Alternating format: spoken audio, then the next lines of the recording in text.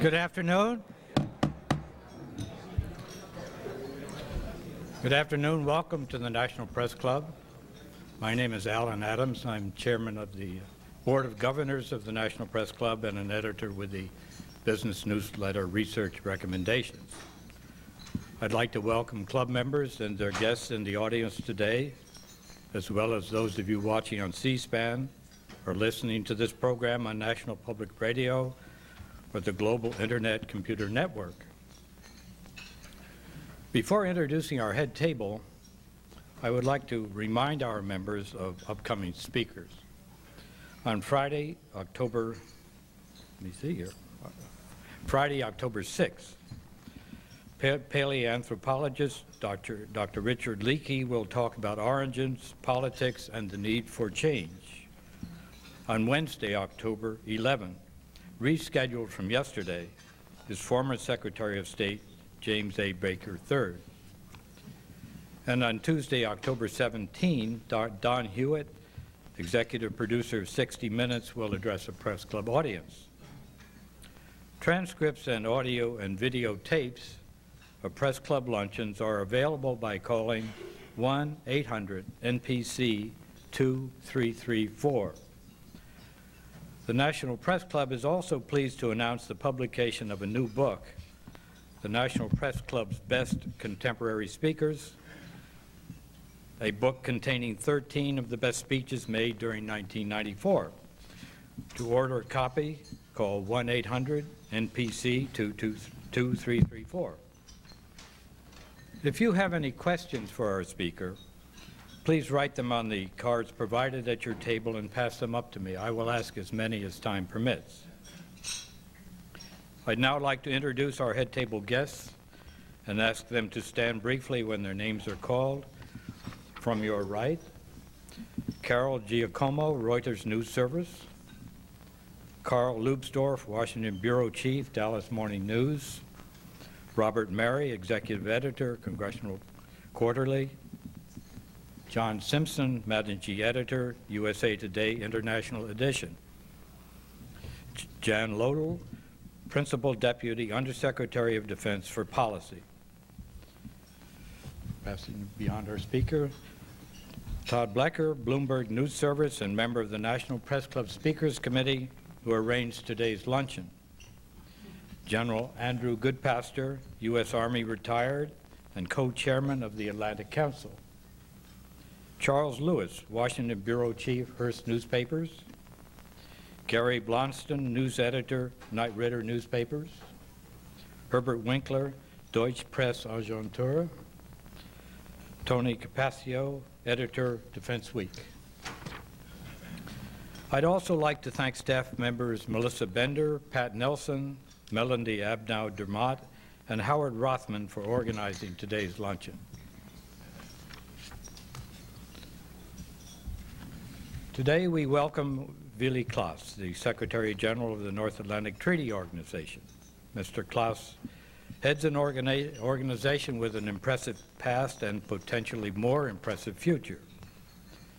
Established in 1949, NATO united with the U.S. with nations of Europe and others to stand up to Soviet aggression, a stand that ended with the collapse of the Soviet bloc 40 years later. Now it has moved into broader territory with broader challenges. Recently, NATO has been the military might behind diplomacy in Bosnia. Is that to be its future? NATO is also pursuing the Partnership for Peace to foster cooperation with former communist nations.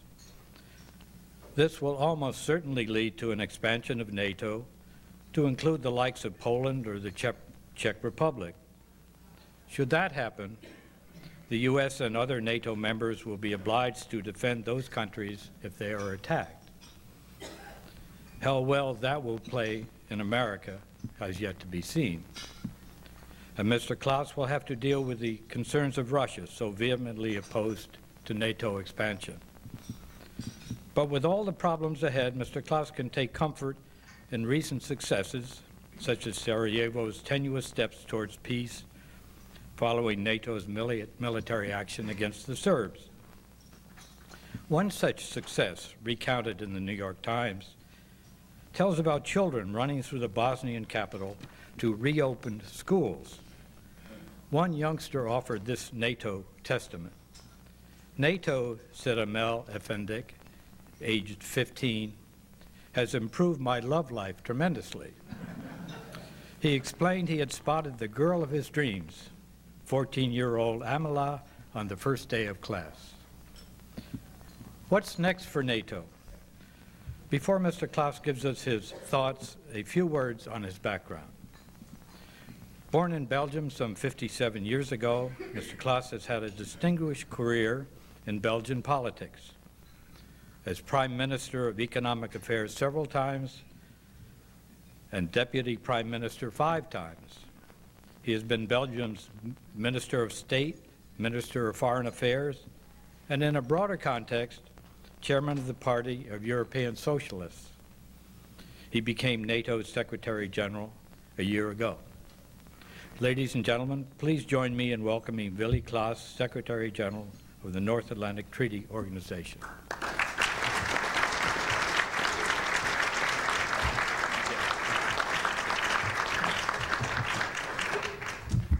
Mr. Chairman, ladies and gentlemen, throughout its history,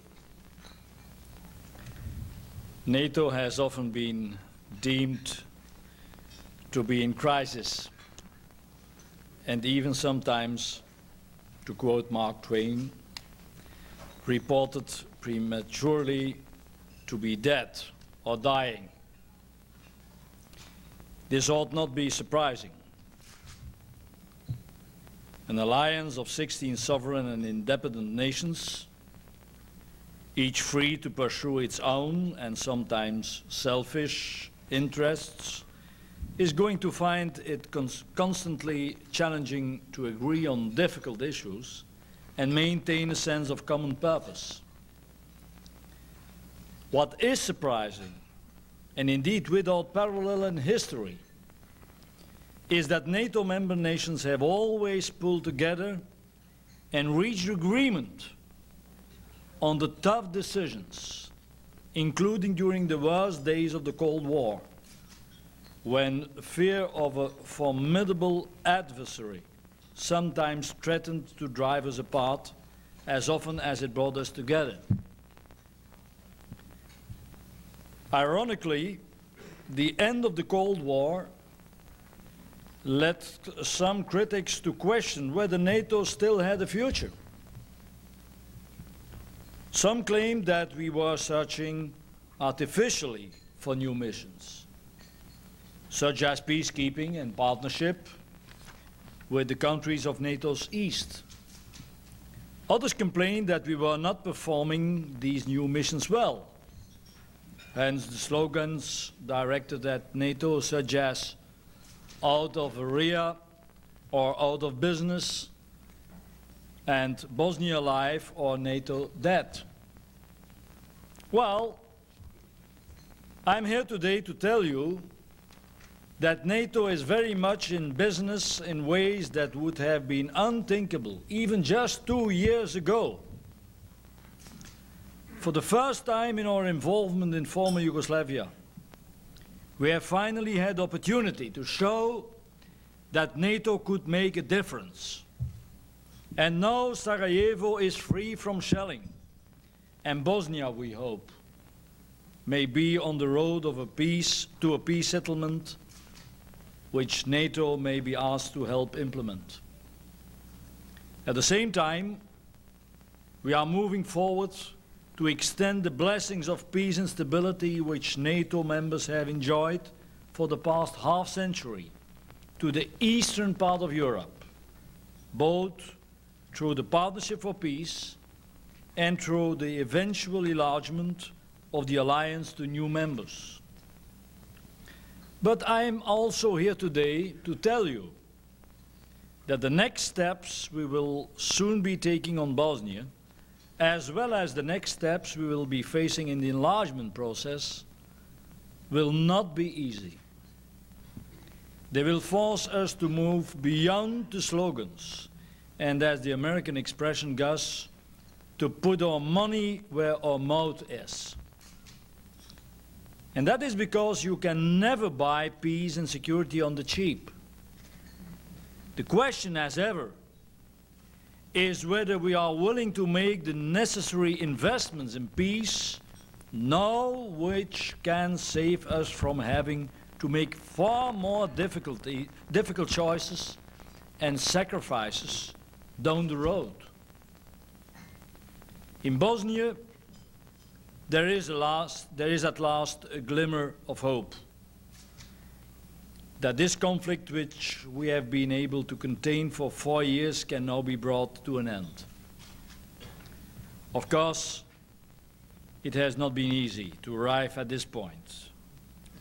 It took a prolonged enforcement of the economic embargo at sea in order to persuade the leadership in Belgrade last year to accept the contact group's peace plan and, in effect, to sue for peace.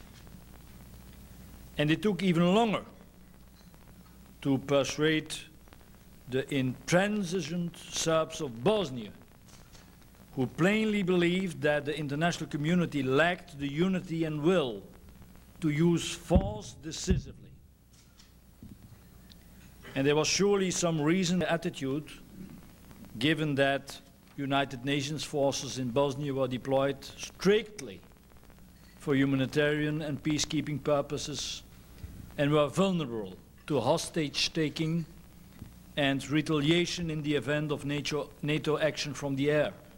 Indeed, their vulnerability produced the system of the double key, which severely limited the scope for the effective application of NATO air power. Even in the midst of these difficulties, however, we were learning important lessons for future crisis management operations. The folly of deploying neutral peacekeepings in a civil war, where there was no peace to keep. The impossibility of combining a peacekeeping effort on the ground with a peace enforcement mission in the air.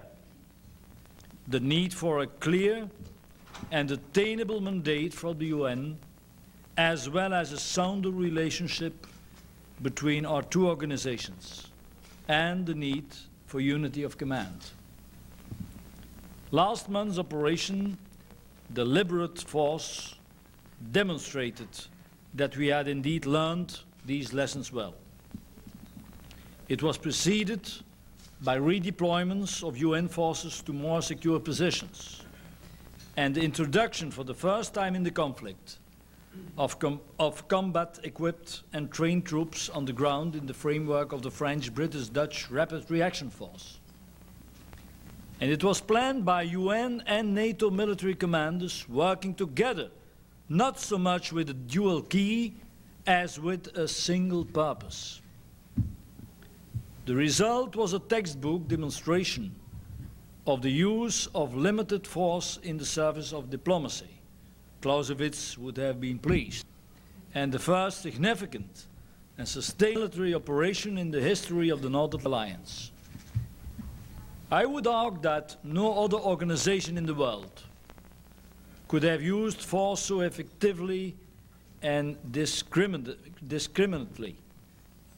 We proved that NATO is not a Cold War instrument, but that it can indeed be used flexibly on behalf of tightly controlled political objectives in the profoundly different and more complex security environment of post-war era. However, this is not the moment for patting ourselves on the back. If the history of NATO since 1949 teaches us one thing, it is that we can go from crime to success and yet still find ourselves tested yet again. We have managed to underpin Ambassador Holbrooke's negotiating efforts and help persuade the Bosnian Serbs to accept the territorial arrangements and principle of an independent Bosnia as envisaged by the contact group. For the first time, peace is on the horizon and success is within reach. But there will be no peace in Bosnia and the Balkans, and perhaps no stability in the wider Europe, if NATO and its leading members, especially the United States, are not prepared to do their part in making this a reality. And it is simply a fact of life that NATO only functions well when the United States and Europe are together, as we demonstrated throughout the Cold War, the Gulf War, during the recent air campaign in Bosnia. There were, of course, understandable reasons why we were not together at the start of this conflict. The American people were certainly not in the mood for another adventure just as the Gulf War came to a close. And so the United States gladly welcomed the Europeans' desire to take the lead. More fundamentally, neither Americans nor Europeans wanted to send ground forces in or to halt the conflict, which followed the breakup of former Yugoslavia. Unfortunately, we failed to recognize the fact that former Yugoslavia was not some sideshow, but rather the main arena in which the rules of the game for the post-Cold War security order were being established. And so we went our separate ways, each side according to its own national perspectives, shaped by historical experience. At the risk of oversimplification, for the European allies, the haunting memory of the Balkans as the powder keg of Europe was paramount. Hence, the emphasis on humanitarian assistance and peacekeeping, and the desire to avoid an intervention on one side, which might fan rather than douse the flames of conflict. For the Americans, the emphasis was on the moral aspect and the desire to assist the victims of aggression, or, through lifting the arms embargo, enable them to defend themselves. For 3 years, Europeans and Americans talked past each other. While the United States pressed for decisive action from the air, the European allies pointed to the dangers this would expose their peacekeepers on the ground, who indeed were taking casualties. The gap was only bridged this summer, when all allies concluded that before withdrawing and leaving the Balkan region to its fate, it was necessary to try robust action. But the current division of labor, with Europeans on the ground and Americans only in the air, is not something we can sustain. If we want to translate our success in Operation Deliberate Force into a permanent achievement, if we want to see both a secure and independent Bosnia and stability throughout the Balkans, we will need a NATO peace implementation force on the ground to make a settled cure. I wish I could say that there was some easier, painless or cost-free way to reach our objectives, but there is none. For example, if we were simply to lift the arms embargo without sending a peace force, all the arms in the world would not enable the Bosnians to prevail against their more powerful and populous neighbors, and it would certainly not bring the conflict to an end. Quite the contrary. Nor can we avoid our responsibilities because we think a given peace agreement is less than perfect. We cannot allow perfection to become the enemy of the good. Our standard must rather be a peace agreement that is signed in good faith by all three parties and which provides for an independent, defensible and viable Bosnian state within which the separate communities feel they can pursue their destinies safely and at peace with each other. I fully realize that in appealing for American participation in a peace implementation force, and I'm making this appeal today, it will be necessary to provide answers to a number of vital questions posed by the American Congress. And the first one of these is the most important. NATO troops will not be asked to go fight a war in the Balkans on behalf of one side against another. We will go in only if the Bosnian government is satisfied with the peace settlement and wants there, and only if all the parties have signed a pledge to respect the agreement as well. That is a sine qua non operation. But it is not the only one. Let me be clear. This will be a NATO-led operation under NATO command and with robust rules of engagement. We will not go in on behalf of one side or with the idea that any party is our enemy, but we will prepare to deal swiftly and effectively with any local instance of non-compliance to the agreement. Indeed, it is better to go in with adequate force or not to go in at all. Finally, we will have an exit strategy. This will not be an open commitment.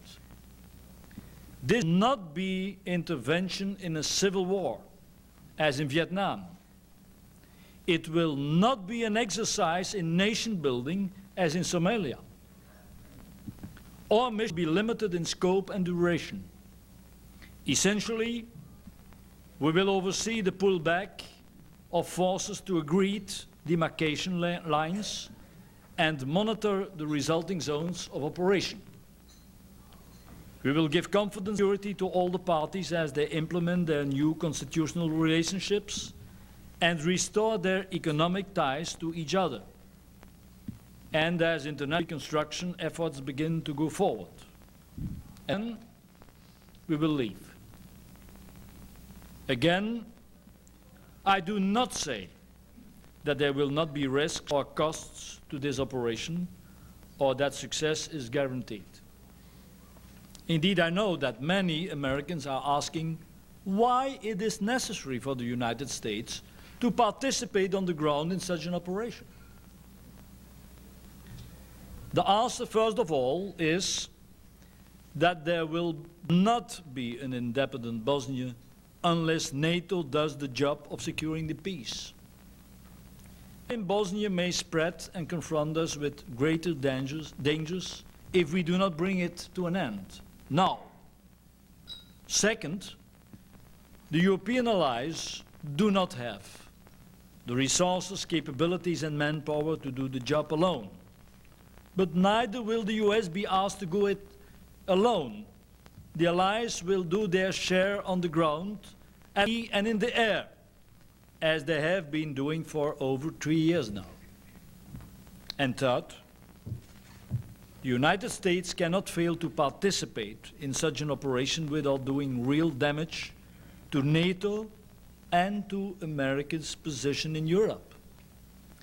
This alliance simply cannot but be affected if its leading member does not play a substantial role in an operation of such critical importance to the peace and stability in Europe and share equally in the burden of risks and responsibilities. And I would argue this alliance is too important to America's global role and strategic interests to allow it to be damaged. You may yet need a strong NATO in a world of so much uncertainty and instability. Mr. Chairman, ladies and gentlemen, As I stated at the beginning of my remarks, we are now facing some tough decisions, not only on Bosnia, but also in relation to our democratic partners in Central and Eastern Europe and to Russia. It is one thing to proclaim the need to expand NATO membership, but it is something else altogether to assume the consequences. I believe, however, that we have an historic obligation to stabilize the area to NATO's east, which for generations has been treated as no man's land, a region where great powers clashed in their quest for influence and where local disputes often erupted into wider wars. If we can succeed in bringing the new democracies of Central and Eastern Europe into a NATO security community, we will achieve a double benefit. First, we will reduce future risks to our own security, and second, we will over time increase significantly the resources and capability available to NATO's collective defense and new missions, thus sharing the burdens more broadly. In other words, the enlargement of NATO is an exercise not in charity, but in enlightened self-interest. But to state firmly the principle of enlargement, not to imply that it can happen immediately or even easily. Enlargement only makes sense if new members are going to make a contribution to our common defense as well as to NATO's new missions. In short, there must also be providers of security. At the same time, NATO enlargement must not draw new dividing lines in Europe or be a means of giving security to some while others are left out in the cold. That is why the Partnership for Peace will even grow in importance after enlargement, because it will constitute the broadest possible security community for NATO members and non-members alike. And that is why we undertook a study on enlargement, whose results were presented to our cooperation partners in Brussels last week. The points to the obligations that new members will have to assume in terms, for instance, of respecting democratic norms, providing adequate armed forces at NATO standard levels, common defense, and also achieve civilian control over those armed forces. At the same time, the study underlines the costs and changes that NATO faces internally. NATO's Article 5, the security guarantee, applies equally to all allies. So if we extend that guarantee, we have to mean it. The extension of an empty or half-hearted security guarantee will not only do nothing for Central and Eastern Europe, it will also mean the end of NATO, for once one ally's security is no longer the same as another's. The trust and solidarity on which NATO is based would soon crumble. So there is no cost-free enlargement option. We are right in asking prospective future members to prove their credentials by making efforts to meet certain standards. But we must be prepared to match their efforts with extra resources of our own. If it is thus in the interest of both sides, the existing 16 allies as well as those that wish to join NATO, that we do not rush prematurely into decisions on the who and when of NATO enlargement. This is a process which must be handled gradually and deliberately. Our cooperation partners who are interested as much as we in a strong, functioning NATO must take the time to analyze our enlargement study. In the next few days, we will be sending a NATO team to discuss the study in depth with them in their capitals. The results of those briefings then considered by NATO foreign ministers in December, who will have to decide on the way ahead. The enlargement of NATO, however valuable in its own right, is not in itself a panacea for a secure Europe. It makes no sense to extend protections for some if at the same time one is simply alienating others or making them into potential adversaries. That is why NATO has developed a parallel, equally important policy track to complement its eventual enlargement, namely partnership with Russia. Our offer of partnership with Russia is not intended as a consolation prize. It is a new offer which fully takes account of Russia's weight and size in European security and which gives Russia concrete benefits.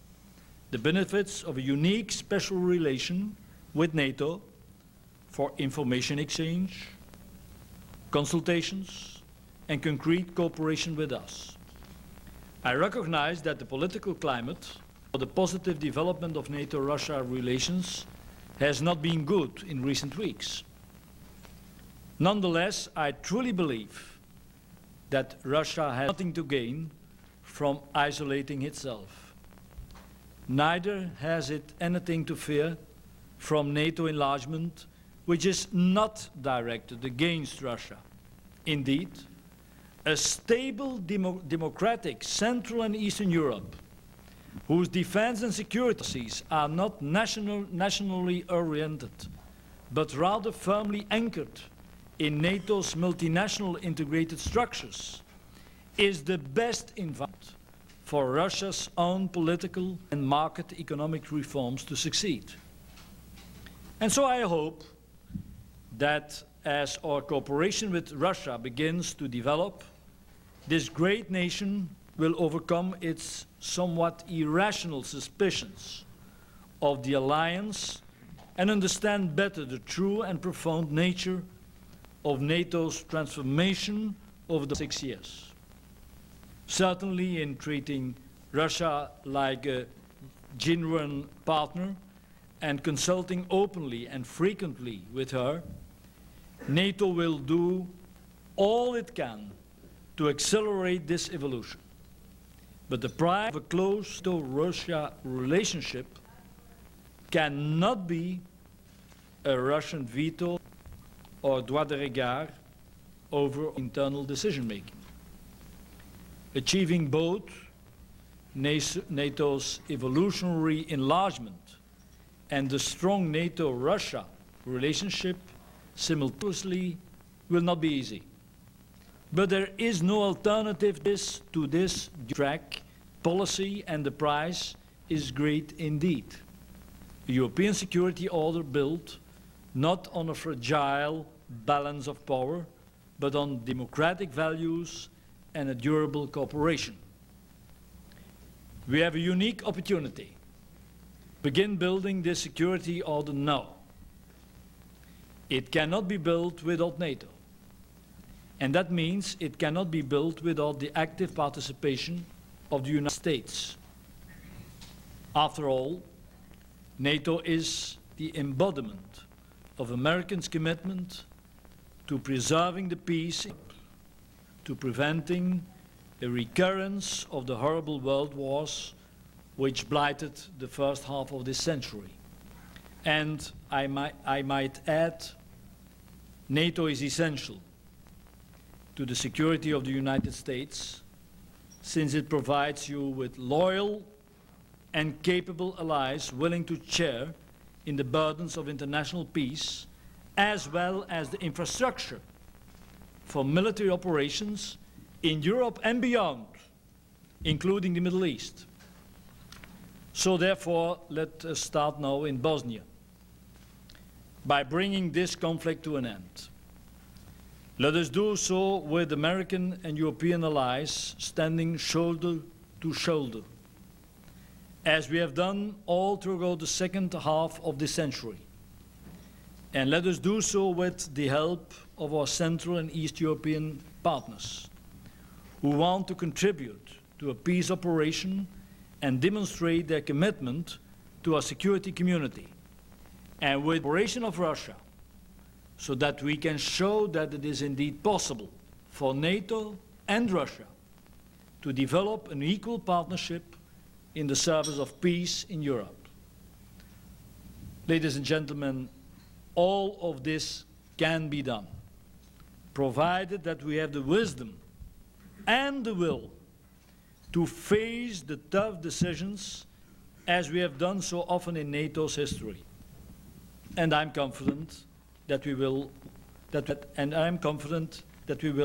once again.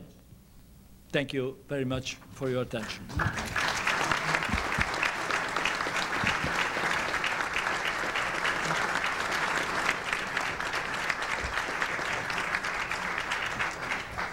Thank you, Mr. Claes. We have a number of questions. We're kind of flooded with questions, so we'll try to group them in subject matter a bit. But first, some late-breaking news. CNN has learned 2 NATO jets on routine reconnaissance over northwest Bosnia today fired harm missiles on Bosnia's Serb SAM anti-aircraft batteries after they were locked on by radar. Your comments, will this influence plans to restart enforcement of the no zone? I have no details on this news, but I can assure you that the very sophisticated anti-air defense system, which was controlled by the Bosnian Serbs, has been destroyed for an important part. Of course, I cannot assure that there are not longer some ground air missiles, and that can be the explanation. It shows, of course, that we are still taking risks in assuring our mandate we have accepted long time ago, namely the no-fly zone above Bosnia. Once again, I do not think that this incident is enough to declare here that we are taking the decision to start once again bombardments. Of course, as I've said before, what we need is from all the parties involved some clear signals that they are ready to accept a peace agreement. And this, of course, indicates that if we are going in with the peace implementation force, we need to do it in a robust way. There's no other solution. We cannot take risks. If peacekeeping forces, including U.S. troops, are sent to Bosnia, how long will they have to stay there? And a related question, do you believe the American public and the U.S. Congress will have the will to send 25,000 U.S. ground troops to Bosnia? The first question, I should say 9 to 12 months, because we think that you need this period in order to give the opportunity to some important nations supporting the Bosnian government to build up a serious army and to train the troops modern arms. The second question, I'm a little bit surprised by the figures I've seen in the press. 50,000, 25,000 American guys. I do not know for the moment. We have no peace treaty, we have no map. I can only tell you that our military authorities, will only finalize a military concept at the end of this week. And afterwards, we hope that we will obtain more indications at that moment. They will develop this. But one thing is clear, we have the conviction that immediately after the signing of the peace treaty, A peace implementation force is an absolute necessity. What does it mean? Well, it means that in the first days, of course, especially NATO and some non-NATO blue helmets will change their hat and will become NATO-led troops with NATO rules of engagement, as I've said, and without any dual key obligation. But once again, it's very difficult to give any figure for the moment. We need to know more about the peace agreement and especially on the map. Again, related questions. Can a peacekeeping mission to Bosnia succeed without Russia? And do you foresee a day when Russia is in NATO?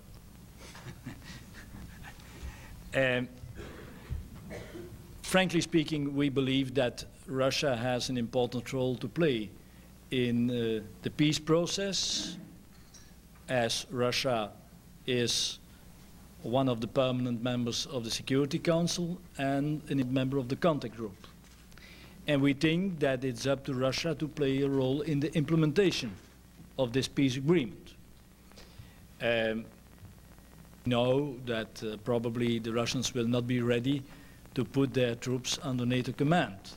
So some imagination will be necessary in order to find some structural links between both, but I believe that this is possible.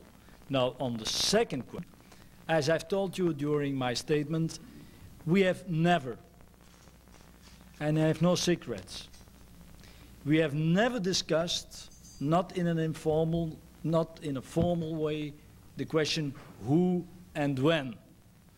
So we have no secret list, a priority list on the first candidates, on a second wave. I can assure you that the Treaty of Washington is clear.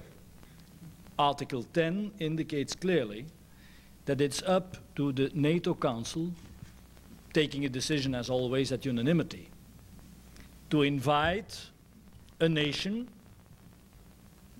or eventually several nations to join the alliance. This is only a signal for the Secretary General, who can start at that moment negotiation with that nations or with those nations. Let us suppose that the negotiations are successful. The result of the negotiations will be the text of a treaty. And this treaty has to be ratified, not only by the parliaments of the 16 NATO nations, but I suppose by the parliaments of the candidates. That is the normal procedure. Now, concerning Russia, as I've said, we have no list at this moment. I do not know if our 16 foreign ministers will be ready during their December meeting to say to us, well, it's up to you to start now the study on the who and the when. I do not know. And secondly, as I know, a Russian membership to NATO is not at the Russian agenda for the moment. We have several questions on France. Will France rejoin NATO's integrated military structure, at least for the Bosnia peace enforcement? If not, won't NATO fall apart? And another question, do you think the French are justified in testing nuclear devices in 1995?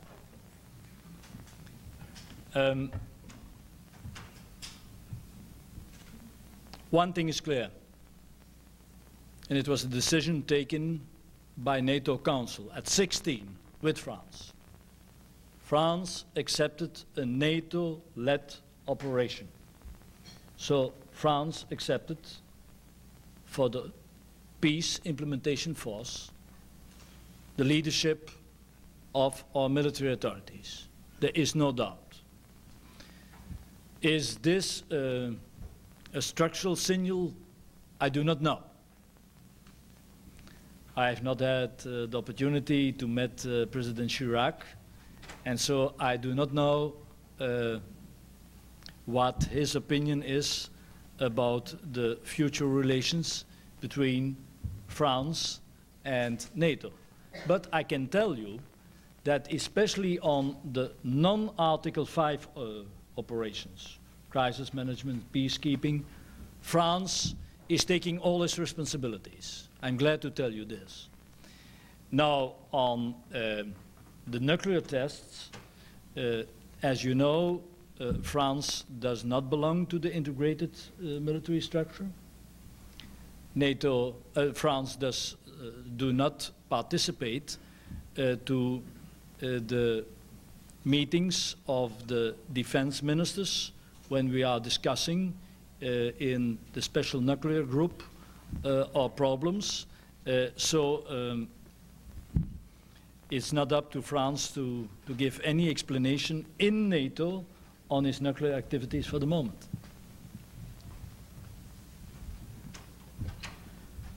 As NATO expands, does it not duplicate some of the missions of the UN, the European Union, and others? My answer is negative. Of course, in widening security and peace to the east, we have not the ambition to do it on its own. We know very well that the security and the peace has several aspects.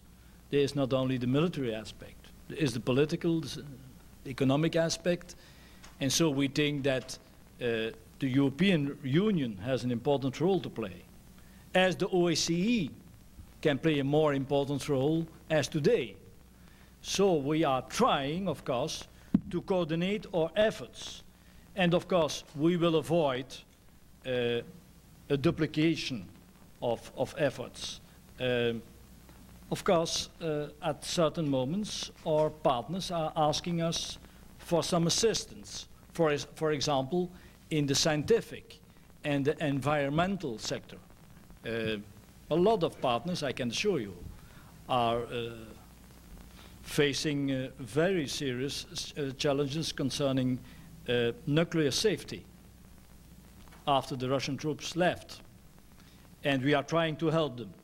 But once again, I think that a good cooperation between international institutions as the OSCE, as the European Union, and NATO can bring us to a security architecture for the whole of the continent of Europe, always in a transatlantic framework. Can NATO forces be used in Algeria if Algeria seems to be going the way of Iran? For the moment, no. Of course, our Ministerial Council gave us a new mission, namely to start some informal dialogue with Mediterranean countries. And so we started, as I've said, in a very informal way. Discussions with Morocco, Mauritania, Tunisia, Egypt, and Israel. I cannot exclude that the Council will even enlarge the list of those countries. First feeling, NATO was not very well known by those countries, especially not our political aspects, or third dimension, if I may say. So we did a good job. We are now listening to their priorities, and one cannot exclude that at a certain moment the ministerial meeting can come to the conclusion that a strengthening of the dialogue is a necessity. But for the moment we are just in an informal procedure of discussion. I don't know which table this came from, but let me read this. First, let me tell you, you have a full table of Belgian fans here. Now my question. You were introduced as the former president of the Belgian Socialist Party. In today's Europe, do you find this background an advantage to carry out your current responsibilities? Now, as NATO Secretary General, I took immediately my responsibilities in order to avoid any confusion. So I have no longer links with any party in my country and not elsewhere. I've been president of the Social Democratic Party in Belgium from 75 to, no, from 75 to 77. And last years, indeed, I've been in the chair of the European Social Democratic Party. But as I've said, since I came to NATO, I think I have to maintain a strict, neutral political party, not to interfere in internal affairs, and especially not in the affairs of the political parties. Here are a couple of questions that kind of conflict, which shows how difficult it is to answer them, perhaps. When the Serbs first called for ethnic cleansing, why did NATO not move decisively and powerfully to stop the war? The second question, didn't your bombing campaign simply bolster the Croat Muslim forces, open the way for military reversal on the ground, and perpetuate the war? I think that the first question is a very logical one. And as I have said during my statement, we have learned lessons in the past. We were linked to the UN by a dual key. At several occasions, we have asked UN for the permission to start stronger military actions. As I've explained, the UN, and especially the UN Pro generals, refused for reasons I can understand. I'm not criticizing those generals. They were responsible, of course, for their troops on the ground. And there was indeed a contradiction between peacekeeping on the ground and peace enforcement in the air. And only after the tragedy in some safe areas as Srebrenica and Seba, the UNPROFOR generals accepted that more concentration of their troops was necessary in order to protect them, and they accepted the need for NATO to attack in a more strong way. We did not do it especially against the Serbs in order to help Croats or Muslims. But there is no doubt, if the safe areas, and the safe areas are not the result of a NATO decision, ladies and gentlemen, they are the result of a Security Council resolution. If those safe areas disappeared, it was the result of actions meant by the Bosnian Serbs. So it was normal that we were reacting against the Bosnian Serbs. Now, once again, we are not willing to go in war and to take positions in favor of one or other party. We are going to go in if the peace agreement is signed by the three parties involved in the conflict in order to impose, if necessary, the peace.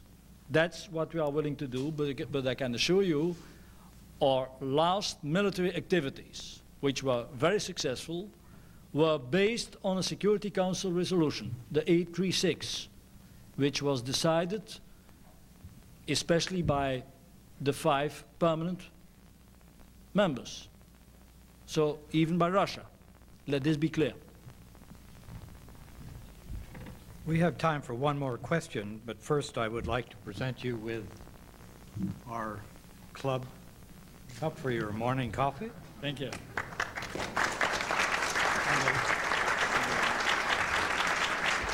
And a certificate of appreciation. We have enjoyed your visit very much. Thank you.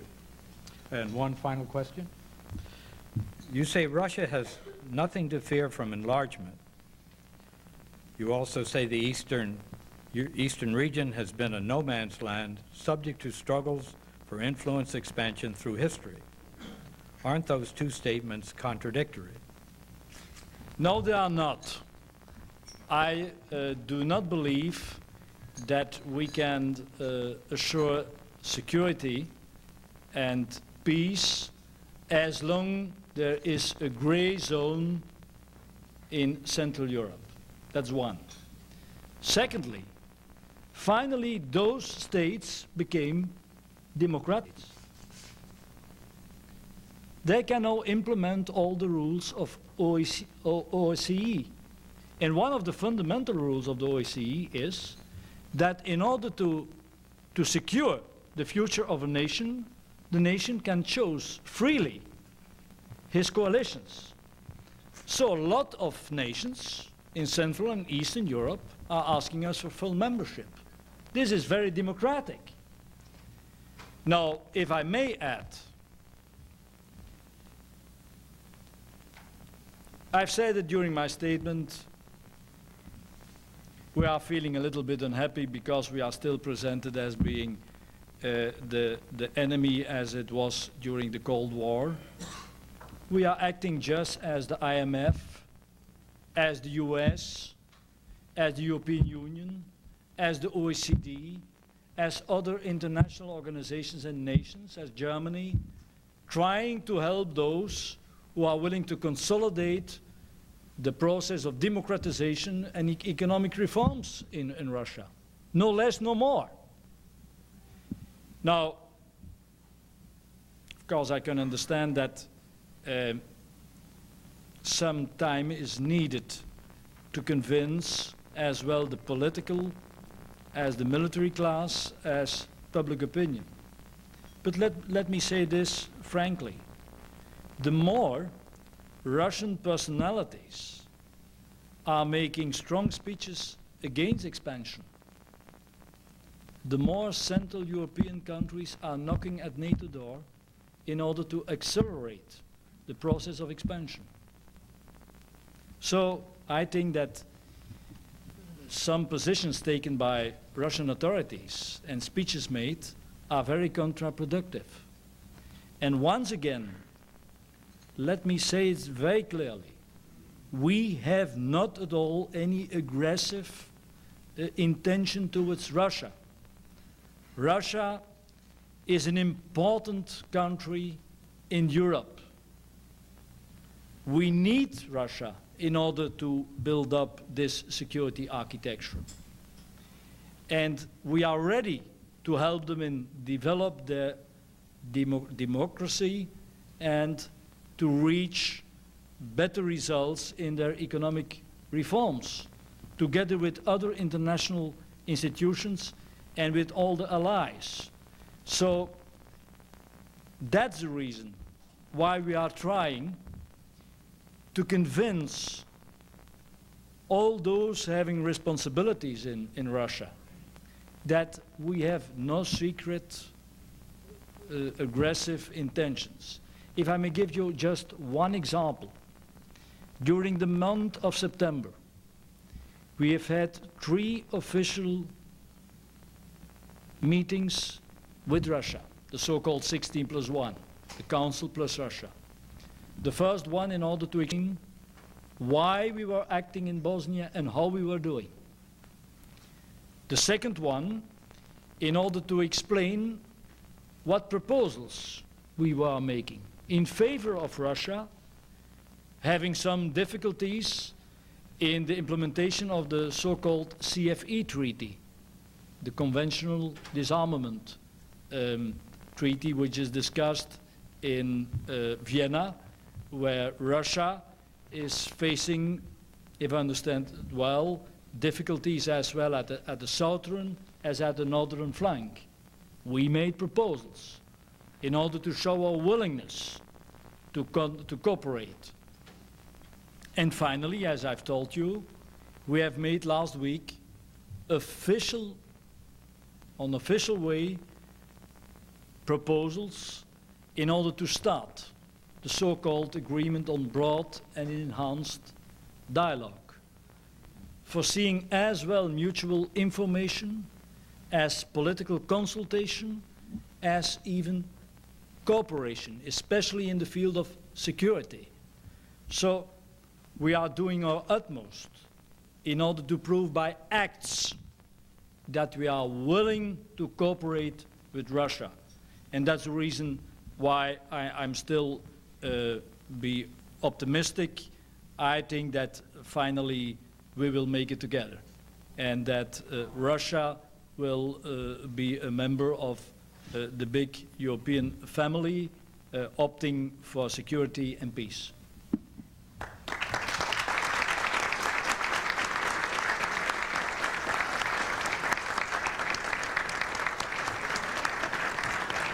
Thank you very much, Mr. Claes. Thank you for coming. Very interesting indeed. Thank you.